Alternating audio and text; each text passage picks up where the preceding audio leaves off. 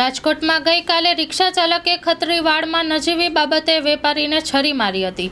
એ division પોલીસના PI અને એમની ટીમ દ્વારા આરોપીને ગણતરીના કલાકોમાં જ પકડી પાડવામાં આવ્યો હતો। આરોપીને કોઠારિયા નાકાથી ખત્રીવાડ સુધી ચલાવી સરઘસ કાઢ્યું હતું। આરોપીએ બે હાથ જોડીને માફી માંગી હતી અને આ દ્રશ્યો જોવા લોકોના ટોળેટોળા ઉમટી પડ્યા હતા। રિક્ષા ચાલકનું પોલીસ દ્વારા ઘટના સ્થળે રિકન્સ્ટ્રક્શન કરવામાં આવ્યું અને લોકો દ્વારા પોલીસ જિંદાબાદના નારા લગાવવામાં આવ્યા હતા।